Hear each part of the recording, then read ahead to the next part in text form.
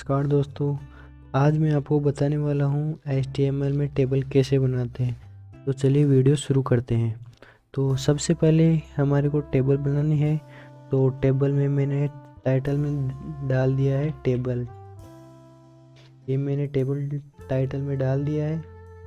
इसके बाद में जो आपको ये दिख रहा है ये है HTML पेज का स्ट्रक्चर। तो हम टेबल बनाने के लिए सामान्यतः टेबल टैग का यूज़ करते हैं और मैं इसे क्लोज कर देता हूँ।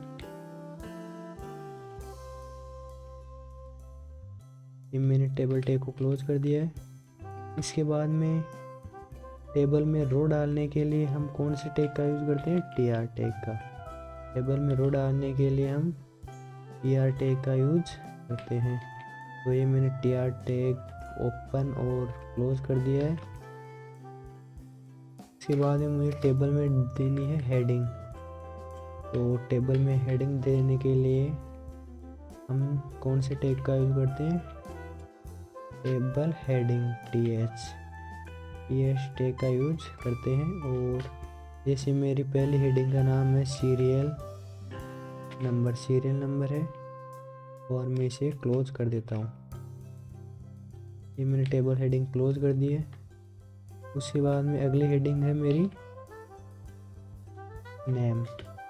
तो ये मैंने नेम डाल दिया है और मैं इसे हेडिंग को क्लोज कर देता हूँ।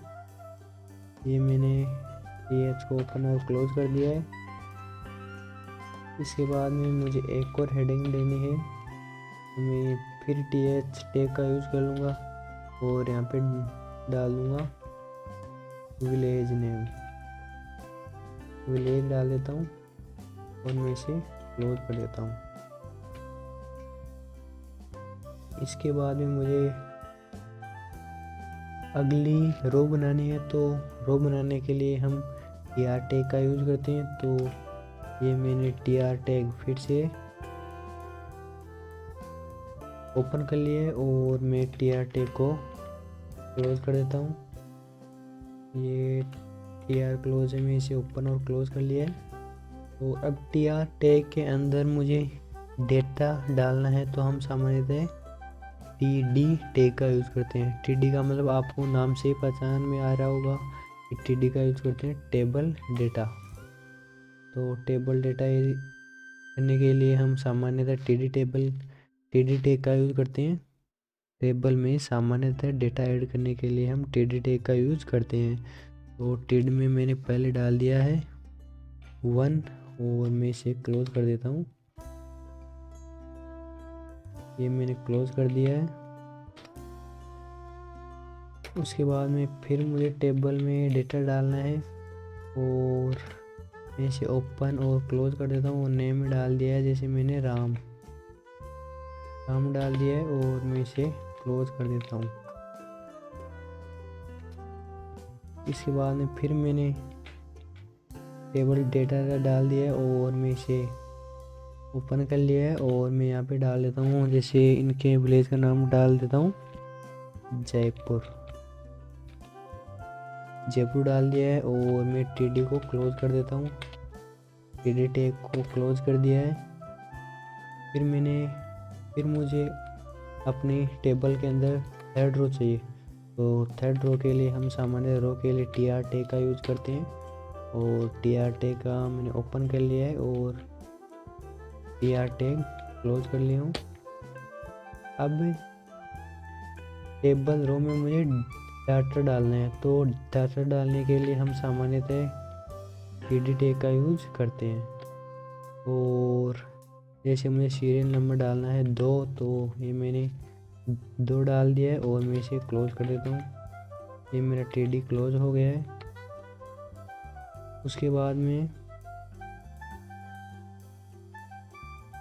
मुझे जैसे मैं स्क्रॉल कर लेता हूँ इसे, फिर उसके बाद में टेबल में डेटा डालना है और नेम में मुझे डालना है श्याम। ये मैंने श्याम डाल दिया है और मैंने इसे क्लोज कर दिया है। ये देखो क्लोज कर दिया है। उसके बाद में इसी रो में मुझे एक और डेटा ऐड करना है, तो मैं उसे फिर से टीडी टैग का यूज़ करता हूँ और टीडी टैग को ओपन कर लिया है और मैं डाल देता हूँ कोटा और मैं क्लोज कर देता हूँ। टेबल डेटा को क्लोज कर दिया है और मैं आपको इतना ही रन करके दिखा देता हूँ। तो मुझे सबसे पहले यहाँ पे जो अब जहाँ से टेबल चालू हुई थी वहाँ पे मुझे CSS डालनी पड़ेगी नॉर्मल CSS से। बाकी हम डिटेल से पढ़ेंगे आगे की क्लासों में, बाकी हम डिटेल्स में आगे की क्लासों में पढ़ेंगे। तो मैंने यहाँ पे डाल दिया है बॉर्डर और बॉर्डर डाल दिया है मैंने बॉर्डर इक्वल्स टू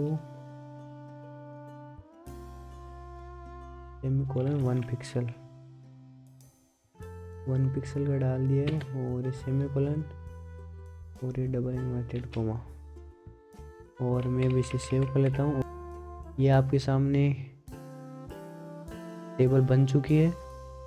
तो अब मुझे इस टेबल में एक और रो ऐड करनी है, तो मैं उसी प्रकार से ऐड करूँगा जैसे मैंने tr टैग का यूज़ किया था और टेबल रो में tr टैग का यूज़ किया था। उसी प्रकार से मैं जैसे मुझे एक और रो ऐड करनी है तो मैं tr टैग को क्लोज चालू कर लूँगा और ये tr टैग को मैंने क्लोज कर दिया है।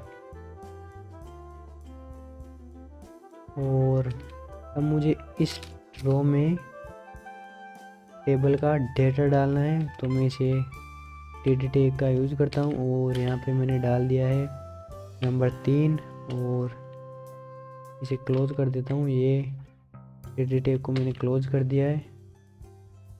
थोड़ा इसे स्क्रॉल कर लेता हूँ जिससे आपको दिखने में आसानी हो।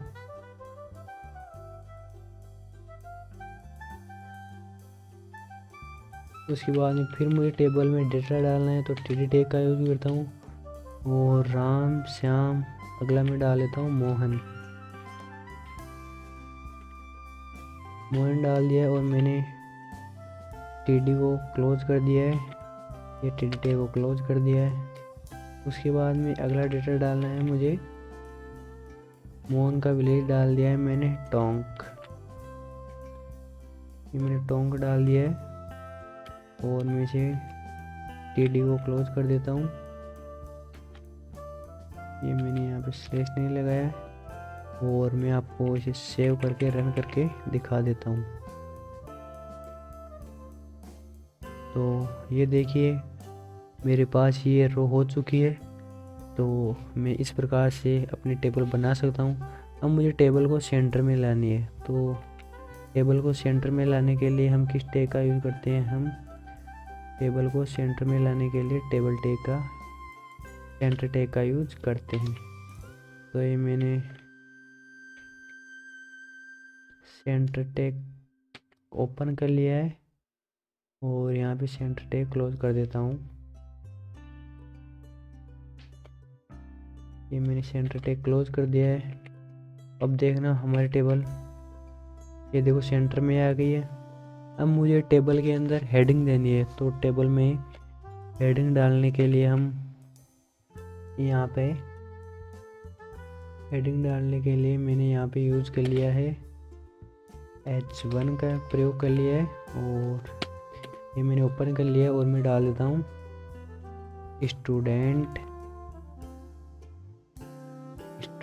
इंफॉर्मेशन।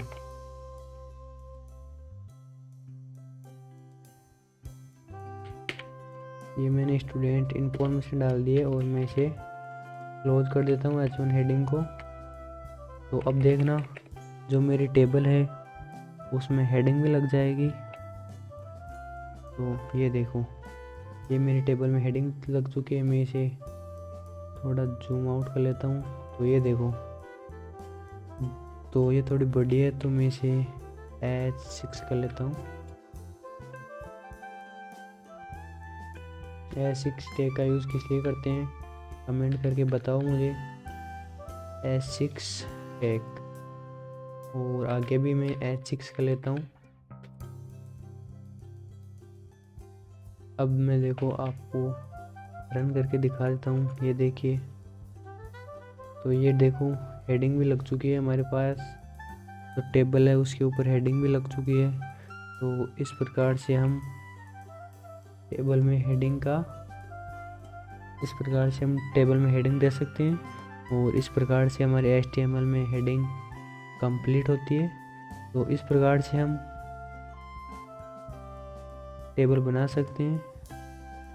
और आपको सबसे पहले टेबल बनाने के लिए या HTML में या कोई भी वेबसाइट बनाने के लिए सबसे पहले ज़रूरी है कि आपको टैग आने चाहिए।